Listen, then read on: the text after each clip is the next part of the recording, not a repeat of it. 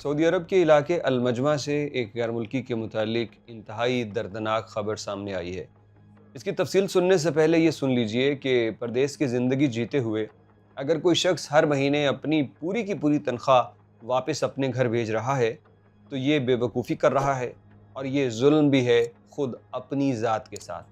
اس تمہید پہ ہم بات کریں گے، لیکن پہلے تو اس خبر پہ بات کر لیتے ہیں کہ ہوا کیا۔ المجمع میں ایک بڑی بلڈنگ جو دیکھنے سے غالباً غیر ملکیوں کی رہائش گاہ معلوم پڑتی ہے، یہاں ایک بندے کی لاش لٹکتی ہوئی لوگوں نے دیکھی۔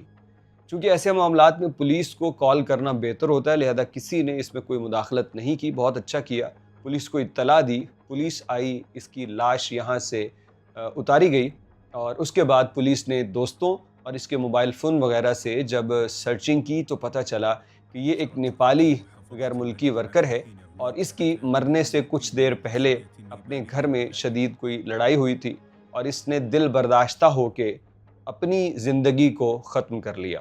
اب اس بندے کی بے بسی اور مجبوری اور کچھ نہ نظر آنے کی کیفیت کا اندازہ لگائیے کہ یہاں ہزاروں کلومیٹر دور بیٹھ کے 48-49 ٹمپریچر پہ اپنے جسم اور ہڈیوں کو گلانے والے شخص کی بے بسی چیک کیجئے۔ دن رات محنت کر رہا ہے اپنے گھر میں سکون کے لیے، لیکن وہاں سے اس کے لیے سکون کی کوئی گنجائش، کوئی ٹھنڈی ہوا، کوئی آرام کا سامان نہیں ہے۔ اب اس بندے نے، عام طور پہ کہا جاتا ہے سعودی عرب میں کفیل اچھا مل جائے تو زندگی سیٹ ہو جاتی ہے، یہ آدھی بات ہے۔ مکمل بات یہ ہے کہ اس سے بھی زیادہ اچھا ہوتا ہے کہ گھر والے اگر سپورٹیو مل جائیں۔ گھر والے سپورٹیو نہ ہوں تو لاکھ اچھے کفیل مل جائیں، زندگی پھر بھی ٹینشن میں رہتی ہے۔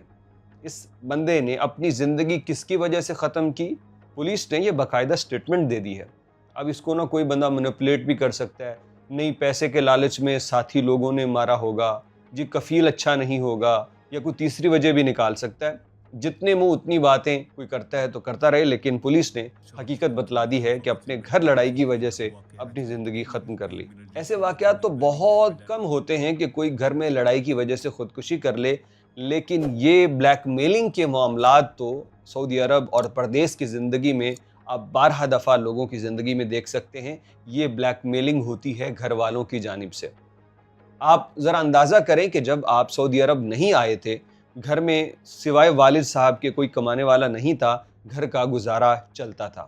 پھر آپ سعودی عرب آ گئے، اور یہاں سے ہر مہینے آپ 1.5-2 لاکھ روپے واپس اپنے گھر بھیجنے لگ گئے، لیکن پھر بھی 2-3 مہینے کے بعد آپ کے گھر کا گزارا ہی ہونے لگا، اور مہینے کے آخر پہ ڈیمانڈز بڑھتی گئیں۔ آپ نے تھوڑی سی محنت کی اور اپنی تنخواہ اور اپنی سیلری کو آپ 5 لاکھ روپے تک لے گئے، یعنی جب آپ اپنے ملک بھیجتے ہیں 5 لاکھ تک بن جاتی ہے۔ اندازہ کریں گے کہ 6 مہینے بعد وہی صورتحال ہو جاتی ہے کہ ابھی بھی مشکل سے گزارا ہو رہا ہے۔ گھر بات کریں تو کہتے ہیں خرچے بہت ہیں، لیکن اگر ان خرچوں کا آپ جائزہ لیں تو اس میں بہت سارے خرچے فضول خرچیاں ہوتی ہیں۔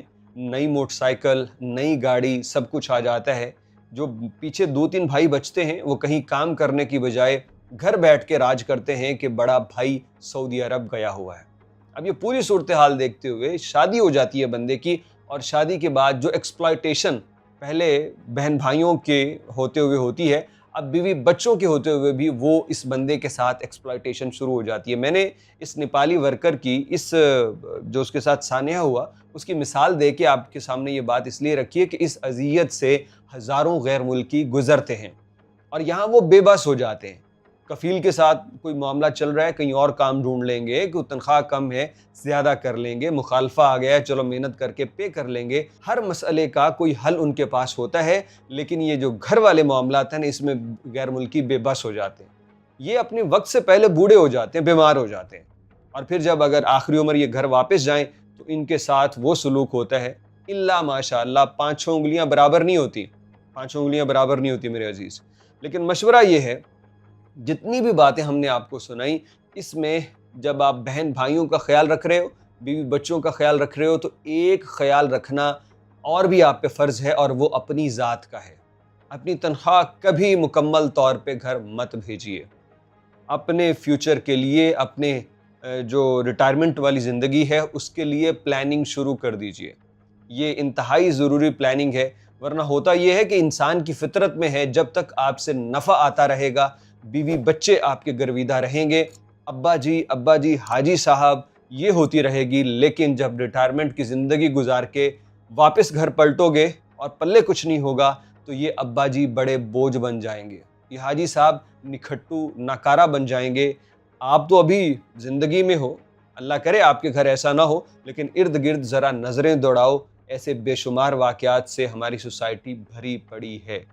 میری اس بات سے آپ کس حد تک اتفاق کرتے ہیں ضرور بتائیے، اور ویسے بھی اپنے فیوچر کی کچھ نہ کچھ پلاننگ کرنی چاہیے، بہت زیادہ نہیں لیکن تھوڑی بہت، بس اتنی کہ آپ اپنے بڑھاپے کی زندگی آرام سکون سے گزار سکیں، بغیر بچوں کی طرف، بیٹی بیٹے کی طرف دیکھے ہوئے، اللہ کے فضل سے اس کی محتاجی میں اور اسی کی طرف دیکھتے ہوئے۔